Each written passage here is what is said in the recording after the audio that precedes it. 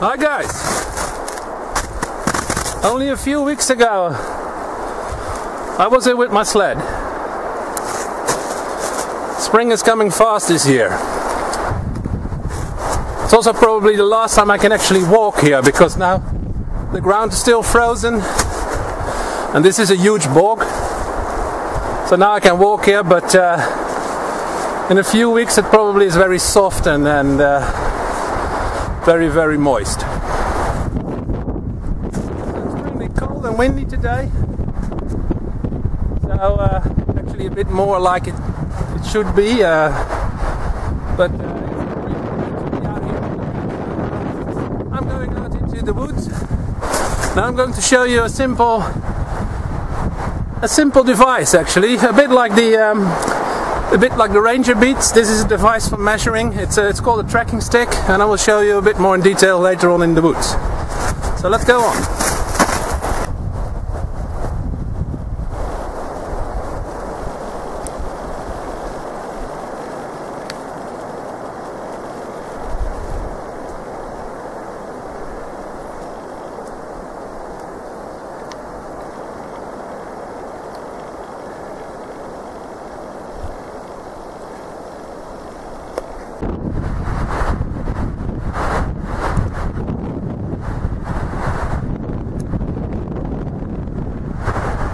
Sometimes you find something else than spruce and pine and birch. And this is a Salix, the family of the Salix. It's some kind of willow. And they are extremely useful, apart from being very beautiful as well. They usually have a lot of dead branches, and the wood in those branches is excellent for friction fire.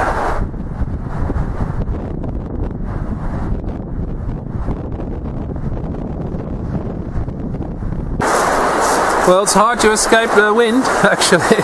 I'm personally a bit out of the wind, but there's still a lot of noise. The wind suddenly came. We had a perfectly nice day before, and now there was snow and wind and everything.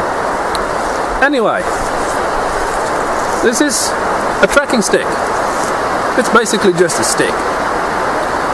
Some sort of dowel. You can make it of everything that you want, provided it's straight, not too heavy. The length is pretty much a personal thing. The tracking stick has 4 markers on it. I will show you. I used some little black rope. You can use O-rings, you can use rubber bands, whatever. But they are markers, and they are used to mark sizes. And I will demonstrate later how this works, but I will tell you what they are. The first one, from the tip of the tracking stick to the first marker, you tend to mark the length of a track. So that would be the length of a track. The second marker, so the distance between the first marker and the second marker, you can use to mark the width of the track. The third one is a measurement again from the tip of the stick to the third one, and that would be the stride of the track. And the stride, that is the length between the toe of one track and the toe of the next track. And you use the toes in animals, but you tend to use the heels if it's a human track. So that is basically the step size, the stride length. The fourth marker is a measure between the third and the fourth marker, and that can be used to mark the straddle. And the straddle is the distance between the tracks sideways. So how far apart the legs were. And you tend to measure that between the toe of the first track and the heel of the next one. And of course, when you're following a track, you can adjust this to find some sort of average.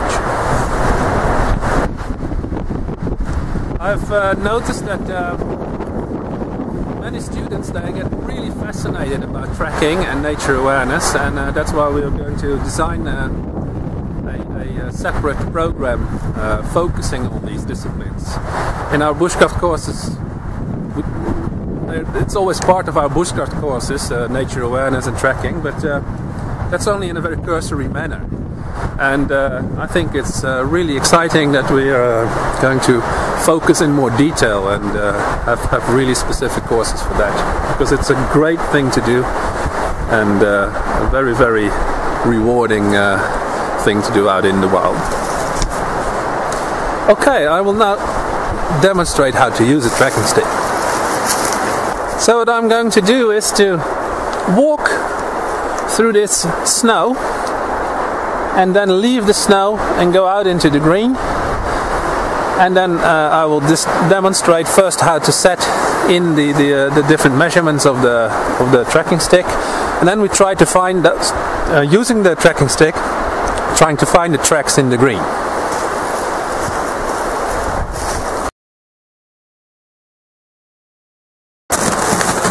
Well, you see, you should never put your tracking stick on the ground and in that way destroy evidence. But you will see that I can set out the size of the track with the first one. So what we do is we loosen this a bit. This is of course slightly easier with rubber bands, and this is of course pretty big track because it's a human track.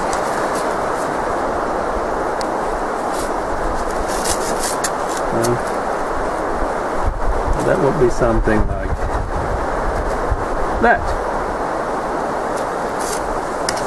And I tighten that on it, and if we want to see the width of it, we can also use this one to take the widest, something like that.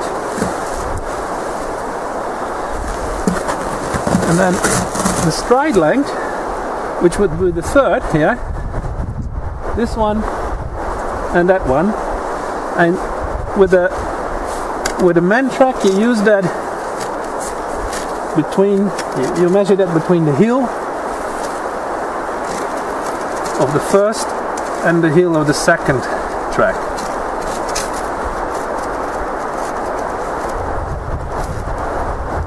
Something like that. And then you still have the straddle, and I will actually draw that. If you put a line here, then the straddle is basically this distance. So that would be something like that.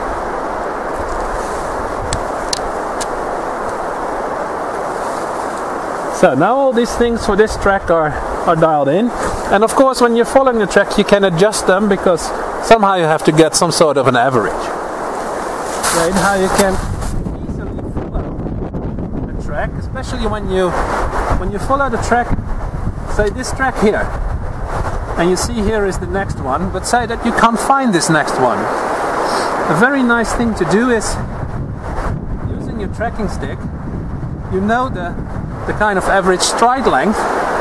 So what you do is you put the marker for the stride length there. You can put a little stick here if you don't want to do it, and you move in a circle around, looking at the tip of the tracking stick, and you see that the next track is quite accurate in the stride length. You see there.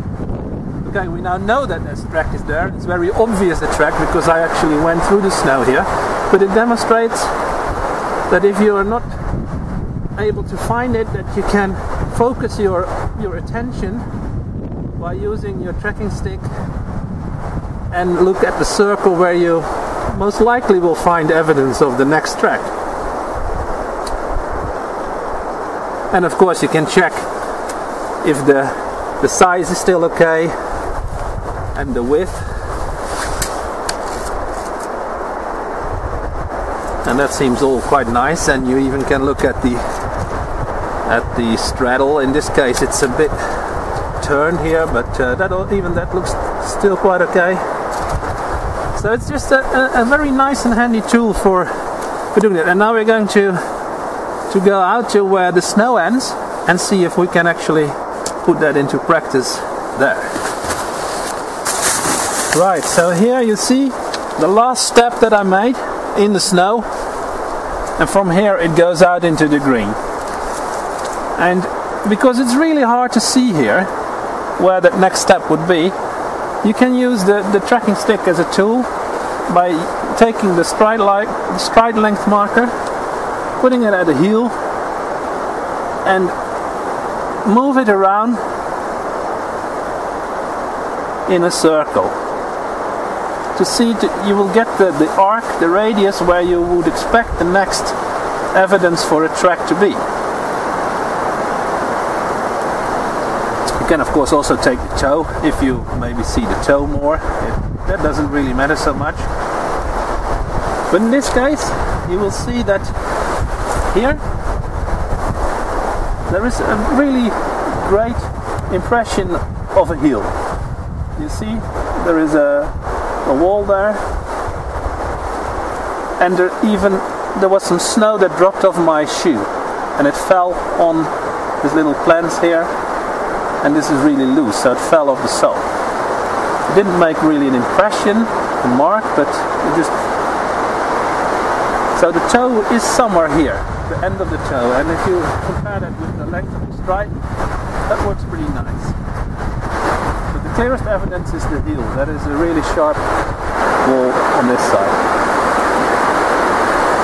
So that demonstrates slightly how a simple piece of wood and a few rubber bands, or in this case a rope, can help you tracking.